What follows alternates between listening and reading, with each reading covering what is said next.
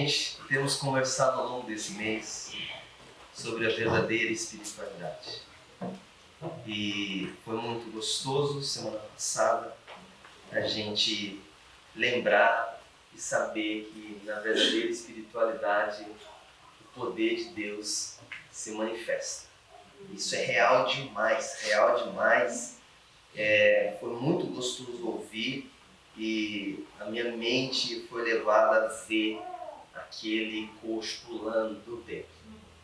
Eu vi ele pulando, pulei junto com ele, foi uma alegria só. Então eu quero continuar essa nossa série e a gente vai ler o texto sagrado a partir do verso 11. A gente vai ler a partir do verso 11.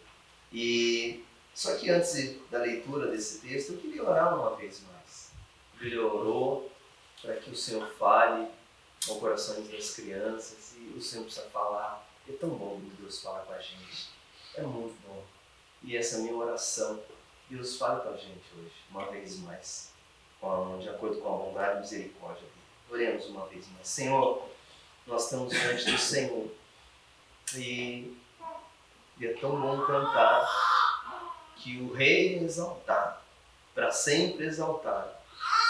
E é tão especial lembrar que a tua verdade vai sempre reinar.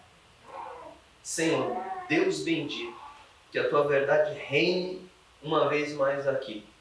Que os nossos corações se curvem diante dela e o Senhor guie a nossa existência, a nossa vida, nossas esperanças.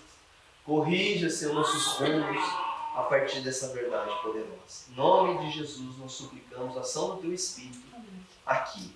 Amém. Diz o texto sagrado assim: enquanto aquele homem, foi aí, capítulo 3, verso 11, Atos, capítulo 3, verso 11. Vamos ver lá. Aí, enquanto aquele homem ainda se mantinha ao lado de Pedro e João, todo o povo perplexo correu para junto dele no pórtico chamado Salomão.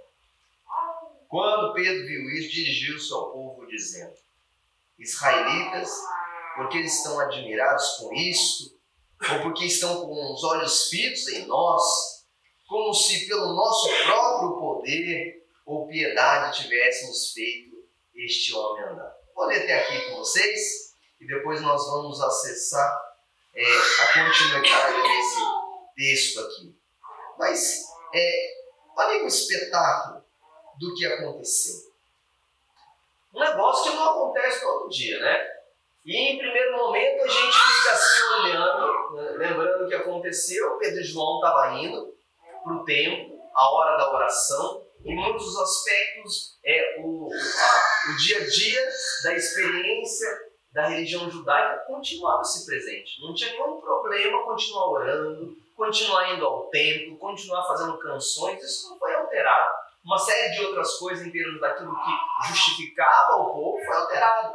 Mas a dinâmica de buscar a Deus permanecia. E aí os apóstolos continuam assim como era a hábito deles. Eles estavam em Jerusalém, estavam indo ao templo e foram ao templo. E ali no templo, naquele momento de oração, como foi tão bem anunciado para a gente no domingo passado, tinha um homem aguardando e olhando. E um milagre extraordinário acontece no momento que ele pede algo para Pedro e João, e eles dizem: não temos prata nem ouro, mas o que temos nós te damos. Estende a mão para eles e fala: levanta em nome de Jesus. E o alvoroço é tomado. Aquele homem, ele fica de pé e começa a pular, louvar a Deus. E imagino eu a felicidade, a alegria, meio a lágrimas, sorrisos e abraços. E de repente o povo está chocado.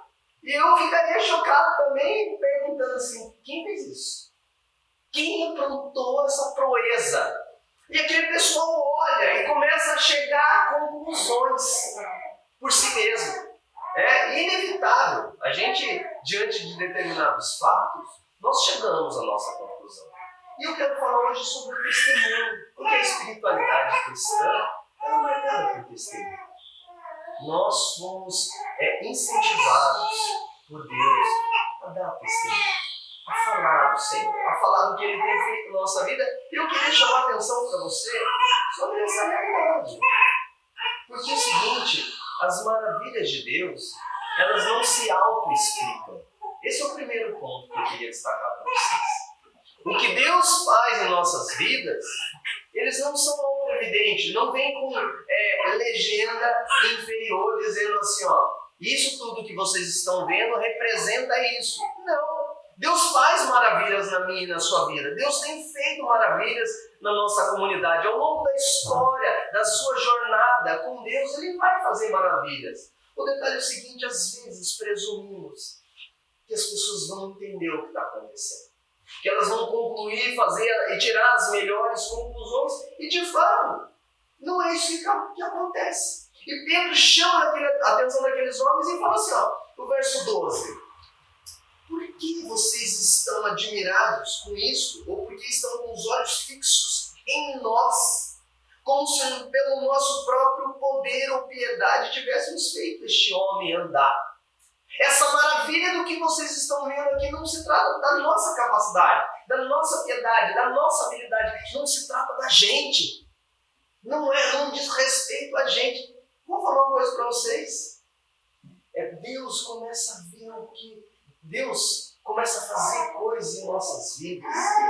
E isso causa admiração nas pessoas. Isso surpreende as pessoas. Histórias e mais histórias estão sendo mudadas no nosso meio. De alguma forma, a sua vida, ela traz impressões para quem está observando.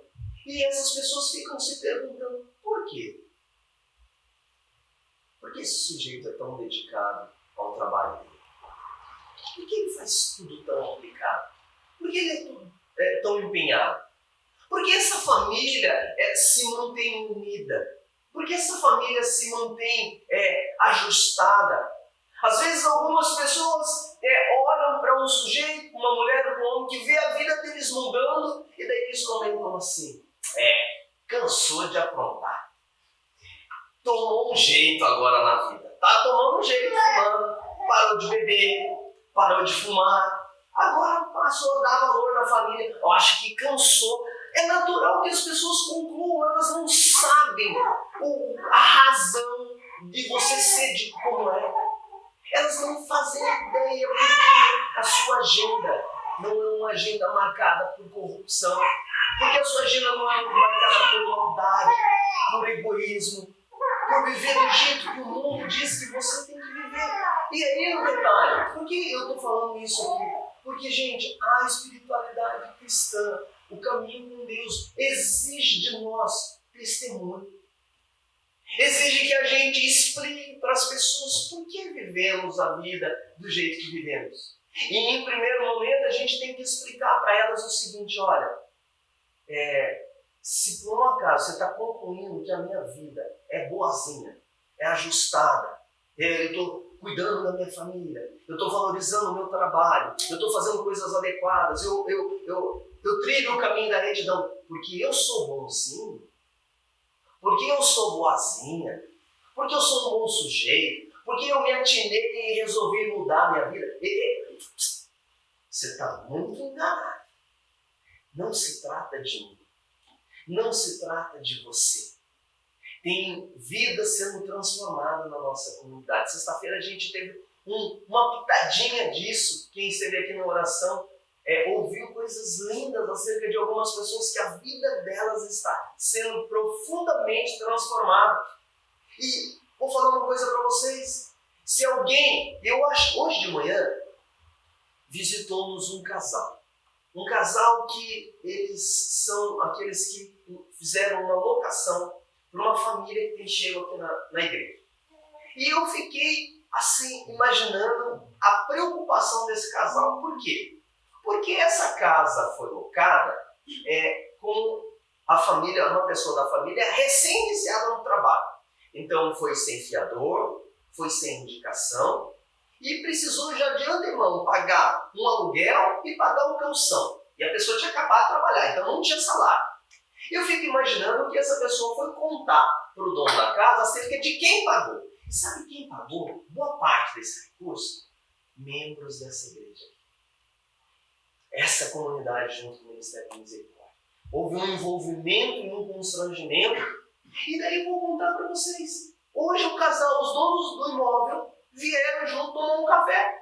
E eu fiquei imaginando que eles devem ter ficado pensando assim. Como assim? Igreja pagando aluguel dos outros? Como assim? Esse grupo de cristãos fazendo coisas bacanas assim, né? E o momento que eles chegarem para perguntar e quererem descobrir a semana, eu vou entrar em contato com eles, eles deixaram o contato para a gente, e eles interrogarem, eu preciso dizer, não se trata da gente. Não somos tão bonzinhos assim. Porque estão olhando para nós como se nós, pelo nosso próprio poder, pela nossa generosidade, pela nossa capacidade, porque somos as pessoas mais legais do mundo. Não se trata disso. Se trata de outra coisa que tem relação com o nosso testemunho. E aí, é impressionante, porque olha o que o texto fala. O texto diz o seguinte: Deus operou. Deus operou. Verso 13 começa assim, ó, o Deus de Abraão, o Deus de Isaac e o Deus de Jacó e o Deus dos nossos pais glorificou o seu servo Jesus. Começa o testemunho e ele fala assim, ó, tira os olhos de nós. Não se trata de nós. Tem coisas acontecendo na nossa vida, tem coisas acontecendo na nossa igreja, tem milagres ocorrendo, tem transformação, tem coisas boas encaminhadas na sua vida. Não se trata de nós. O testemunho é dado, se trata do Deus, o Deus de Abraão, o Deus de Isaac e o Deus de Jacó. O Deus que faz todas as coisas, e isso que você está vendo, essas transformações, essas mudanças, ocorreram porque Ele fez algo singular na história. E Ele glorificou o Senhor Jesus, ressuscitando Ele dentre os mortos. É essa mensagem, o que está acontecendo nessas famílias, o que está acontecendo nas nossas vidas, diz respeito ao grande poder de Deus que ressuscitou Jesus dentre os mortos. E porque ressuscitou Jesus dentre os mortos, está ressuscitando tantos outros mortos. Hoje conversava com uma pessoa aqui no final do café dizendo assim, olha, o nosso Deus continuou fazendo milagres. Milagres gigantescos, porque de verdade não tem um milagre maior do que Ele abrir a cegueira do nosso coração e fazer a gente entender o autor da vida. A preciosidade de quem é Cristo. Esse milagre está acontecendo, então a partir desse milagre muitas outras coisas começam a acontecer e a gente precisa contar sobre isso. Agora, se tem esses dois aspectos nos testemunhos de Pedro, o primeiro deles falando que não se trata de nós, o segundo falando que se trata de Deus, na sequência Pedro faz algo muito difícil e que faz parte do testemunho. É muito difícil essa parte. Eu fico imaginando assim a dureza do que Pedro fez. Agora imagina.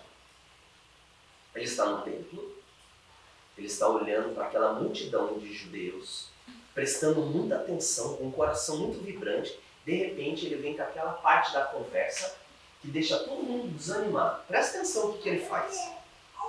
Ele fala, olha, o Deus de Abraão, Deus de Isaac, Deus de Jacó, Deus de nossos pais, glorificou o seu servo Jesus, a quem vocês traíram e negaram diante de Pilatos quando este já havia decidido soltá-lo. Aí eu imagino os olhos daquele pessoal esbugalhado, né? O quê? A gente? Vocês traíram ele. Vocês negaram ele. Pilatos já tinha decidido soltar e vocês insistiram na morte dele. Eu já ia tocar no ombro de Pedro. Calma aí, vocês já estão ouvindo a mensagem agora, vai todo mundo embora, eles não vão aceitar. Daí ele continua, verso 14. Vocês negaram o santo e justo e pediram que fosse solto um assassino. Vocês condenaram o autor da vida e preferiram um homicida. Olha o nível de discernimento de vocês. Vocês são terríveis. E daí ele vai para o 15, gente, olha o que ele fala. Vocês não só escolheram quem deveria ser solto de forma equivocada, vocês mataram o autor da vida. Vocês mataram o autor da vida. Gente, você percebe que o testemunho que ele está dando para esse povo é muito terrível. É muito terrível. Eu fico imaginando assim, essa audiência ouvindo e se encolhendo e falando assim, a responsabilidade é nossa. Agora eu quero dizer uma coisa para vocês. Essa é uma parte importante do testemunho. Essa é uma parte importante na vida cristã na hora da gente falar. Sabe por quê? Porque nós vivemos numa sociedade vítima. Eu e vocês, com naturalidade, assumimos a postura da vítima. Aquilo que já foi feito hoje aqui da oração de Neemias, nós pecamos contra o Senhor, não é a nossa regra, gente. A nossa regra é dizer assim, ó, a culpa foi do meu pai, a culpa foi da minha mãe, a culpa foi da sociedade, a culpa é da minha esposa, a culpa é do marido, a culpa é do filho, a culpa é de quem não dá atenção, foi vocês que fizeram. A situação da minha vida é porque todo mundo não cooperou, porque se tivessem cooperado, eu não tinha chegado nessa situação. Mas deixa eu falar uma coisa para você, quando a mensagem cristã chega, o que a gente tem que dizer para as pessoas, e Deus vai dando sabedoria para cada um fazer, em última análise, deixa eu falar uma coisa para você. Você tem um problema com Deus, esse problema não foi Deus que arrumou, e nem foram as pessoas, é você. Você tem problema com Deus. Você não glorifica a Deus do jeito que devia. Você não ama a Deus o quanto deveria. Você não faz o que Deus quer que você faça, você nunca fez. As suas intenções são terríveis, as suas intenções são cruéis. Para de achar que o mundo fez o problema. Não são os outros, o problema é você. Eu sei, gente, que essa é uma palavra muito dura, mas essa palavra que é direcionada para esses judeus, em especial em Jerusalém, naquele momento, ela tem total relação. A Bíblia é sempre um depoimento contra eu e você em primeiro momento. A Bíblia sim tem uma mensagem de acolhimento? Tem. A Bíblia tem uma mensagem de perdão? Tem. Mas a Bíblia inicialmente ela tem uma mensagem de juízo. A Bíblia diz que nós temos problema. E não dá para a gente dar testemunho para as pessoas sem em algum momento tocar nessa ferida, dizer para elas assim, olha, com todo jeito e sem julgamento, porque eu estou na mesma condição com você. Mas você tem um problema com Deus. Você tem um problema. Você não ama Deus. Deus não é prioridade na sua vida. Deus não é tudo para o seu ser. E isso é uma tragédia. E isso é uma tragédia. Olha, tem uma série que a minha esposa gostava muito de assistir. Era do Arqueiro Verde. Sujeito feio lá que eles armaram. Eu acho que não tinha nada a ver com ele, forte, batia em todos os bandidos, assim. E ela gostava muito desse bendito Arqueiro Verde. Oliver Queen. Acho que era isso, né, amor? E eu achava muito bacana que o Oliver Queen queria, como um justiceiro, catar todos os criminosos, em especial os políticos. Ele encontrava esses sujeitos em algum momento, colocava ele numa situação bem delicada, e antes de dar sentença, ou prender, no começo ele, não sei se ele matava, depois ele ficou mais bonzinho, acho que foi isso, né? Ele ficou redito, ele parou de ser tão cruel assim. Mas uma frase dele era muito emblemática. Ele chegava para o sujeito, pressionava, o sujeito não tinha mais para onde ir, ele falava assim, fulano de tal, tipo André Viana, você falhou com esta cidade. Era sempre um cunho assim, político, assim, do cuidado com a cidade. Você falhou com essa cidade. E aí ele lascava o julgamento que ele achava que o sujeito deveria receber. Sabe, gente? Não seria nem um pouquinho exagerado a mensagem cristã para mim, para você, para qualquer pessoa que a gente vai testemunhar, falar assim, olha, deixa eu falar uma coisa para você. Você falhou com a sua vida. Você falhou com Deus. Você falhou com a sua família. Você falhou com a sua cidade. Você falhou com a sua história. Você falhou. O testemunho cristão, gente, é pesado. Mas ele é imprescindível ter essa parte. É muito importante ter essa parte. E Pedro fala isso aí. Mas, graças ao bom Deus, ele não para nisso aí, né? Porque depois dele falar tudo que os judeus aprontaram, o verso 16 fala uma coisa espetacular. Fala assim, ó, pela fé no nome de Jesus, é que esse mesmo nome fortaleceu a este homem que vocês estão vendo e bem conhecem. Sim, A fé que vem por meio de Jesus deu a este homem saúde perfeita na presença de todos vocês. Pedro fala acerca do que eles aprontaram. Fala, vocês falharam com essa cidade. O testemunho cristão tem que ter essa abordagem. Mas depois o testemunho cristão não para com a péssima notícia de que falhamos. Ele fala do poder que há na fé em Cristo. Ele fala do poder que há, porque daí a gente pode trazer para as nossas próprias histórias. Olha, qualquer mudança, qualquer coisa boa que você vê na minha vida, qualquer história bacana que você olhe para a minha jornada, para a jornada da nossa igreja, do que está acontecendo aqui, é a fé no nome de Jesus. Foi a fé no nome de Jesus que está restaurando famílias aqui. Foi a fé no nome de Jesus que levou essa igreja a ceder recursos para aquela família conseguir fazer uma locação do imóvel. Agora a família, num ambiente, gente, fantástico perto daquilo que eles viviam.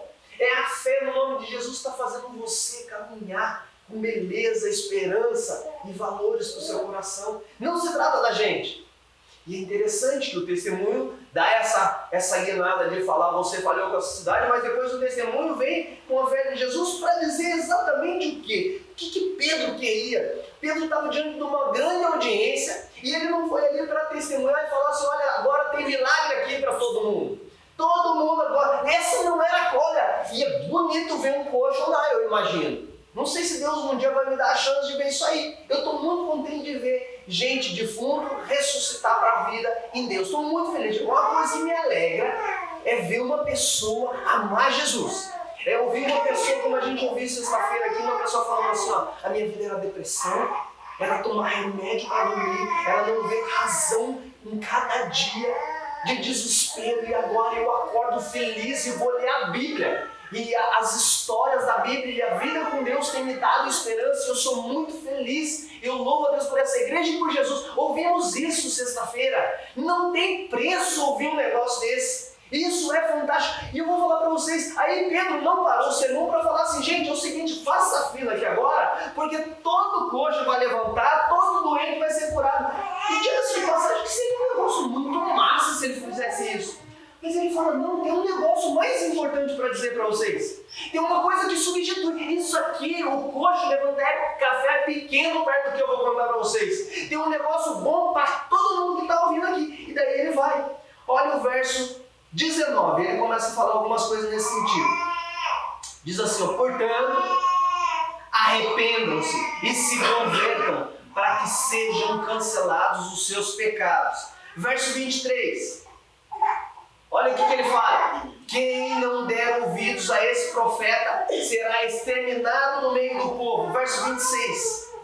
Tendo Deus ressuscitado o seu servo, enviou-o primeiramente a vocês para abençoá-los, no sentido de cada um de vocês abandone as suas maldades.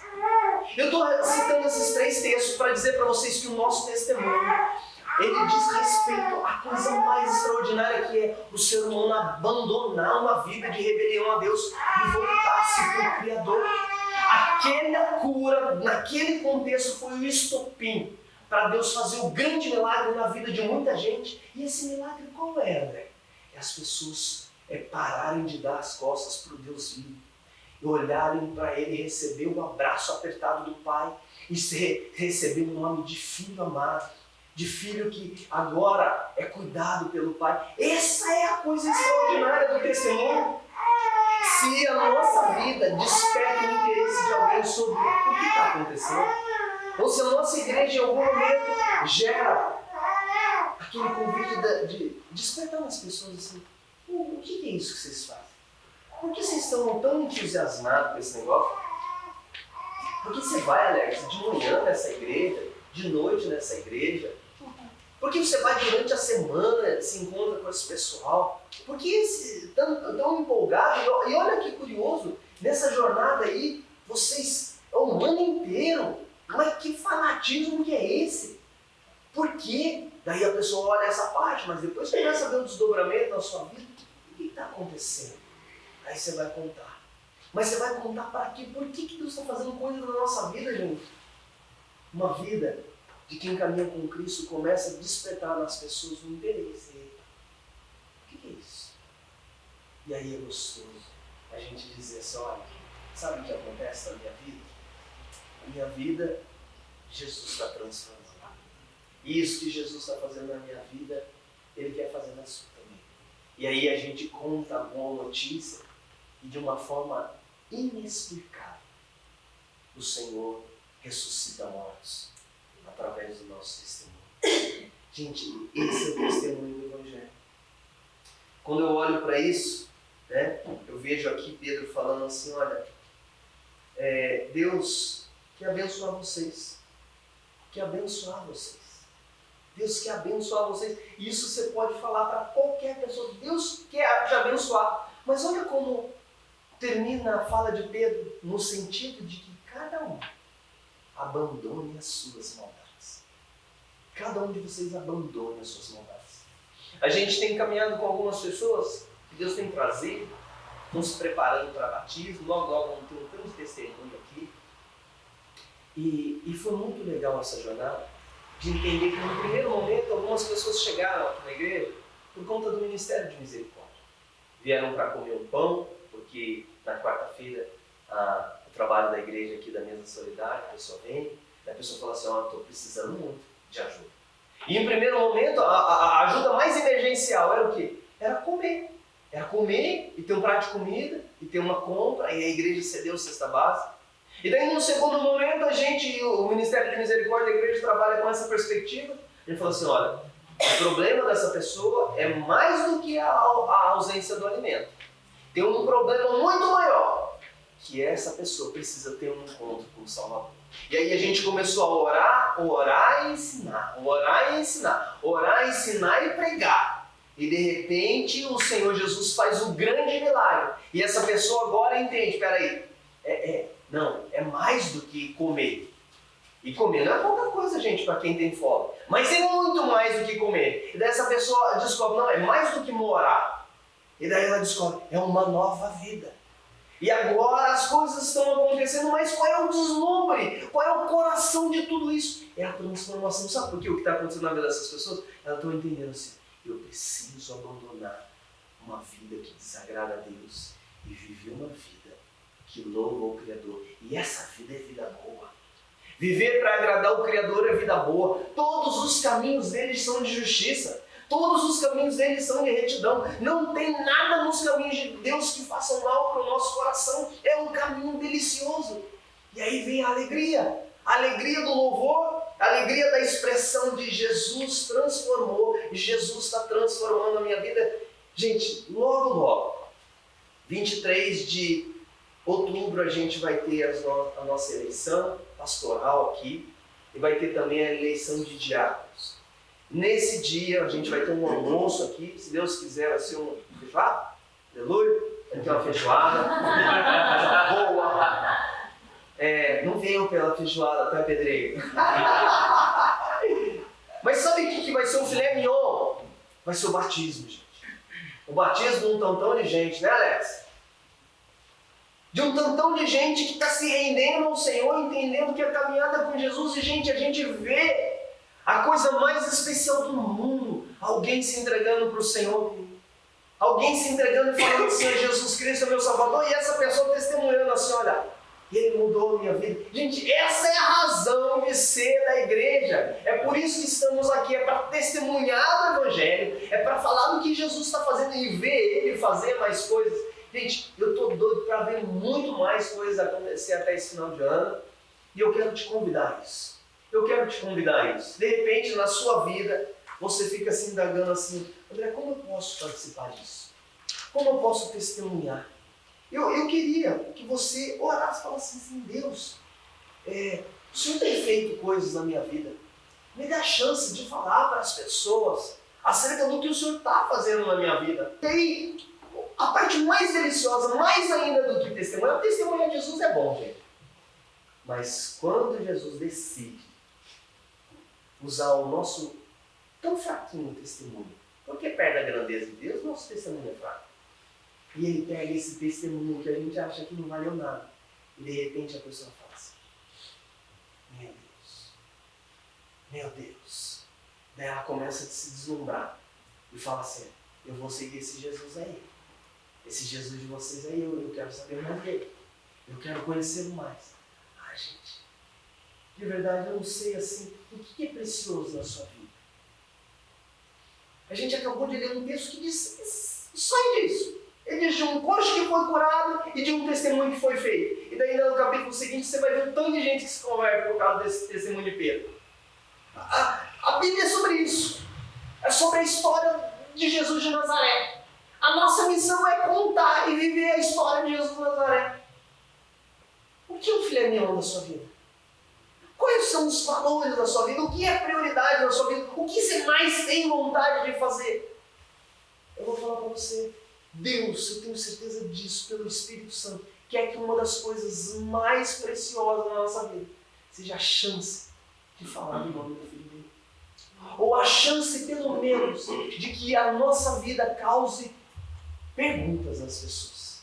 Perguntas nas pessoas. Porque você fala assim, André, e eu sei que isso é verdadeiro. Tem gente que é evangelista. Minha mãe, por exemplo, está aqui hoje. Que alegria minha mãe aqui hoje. A minha mãe, a Jusceli, o Rodrigo, eles são evangelistas natos. Eles falam de Jesus pelos cotovelos. É só dar uma oportunidade, eles estão falando. De verdade. Talvez essa não seja a sua realidade. Tudo bem. Mas se a sua vida tiver um sinal da ação de Deus, você pode falar assim, Senhor, eu não sei o que eu vou falar para as pessoas agora que ela está perguntando essa coisa para mim. Mas eu vou chamar ela para ir lá na roda de amigos comigo. Ou eu vou chamar ela para ir para a igreja. Ou vou falar para ela assim, você não quer tomar um café lá na minha casa? Eu vou chamar o Rodrigo, a Júcia, ou a mãe do André para explicar os negócios para você. Isso é possível. Isso é possível. O detalhe é o seguinte, a gente... Sabe o que talvez hoje seja a mudança para alguns de nós? É você pensar assim, poxa, por que eu não penso nisso? Por que isso não passa pela minha vida? Por que eu acho que isso não diz respeito a mim? Você lendo esse texto aqui, a gente diante de Deus, eu queria te provocar a fazer uma oração agora perigosa. Sabe qual é a oração perigosa? Assim, Deus, eu prometo para o Senhor que se alguém começar a perguntar por que a minha vida é tão especial quanto eles percebem, eu vou dar um jeitinho de colocar essa pessoa em contato com alguém aqui da igreja, para essa pessoa explicar o que está acontecendo na minha vida, porque eu tenho vergonha de explicar. Mas eu quero fazer parte disso. Faz algo na minha vida, assim. Coloca a gente para perguntar o que está acontecendo na minha vida. Bora fazer essa oração. Gente, isso aqui é uma oração missionária. Isso aqui é uma oração missionária. Eu quero isso. Queira isso também. Peça isso para Deus. O Espírito Santo tem um compromisso com isso. Eu quero chamar os músicos aqui, né, cantar. Eu não tinha falado para eles. Mas eles são bons, né? Tá tão massa ver a guitarra aqui, foi não? Nossa, foi muito bom. Desça mesmo. Se todos querem que o Fábio continue, tem que sentar. Nossa, Fábio.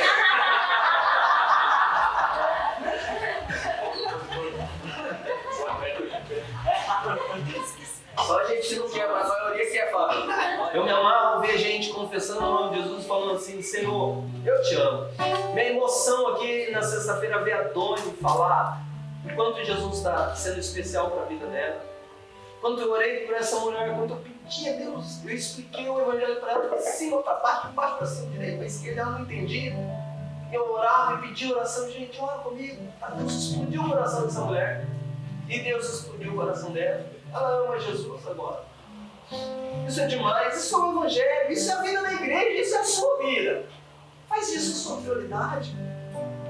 Faz disso a sua prioridade. Talvez algumas pessoas aqui vivam enfados, tristezas, porque não descobriram a agenda de Deus. Não se trata do seu conforto, se trata da missão dele. Vamos orar, Senhor.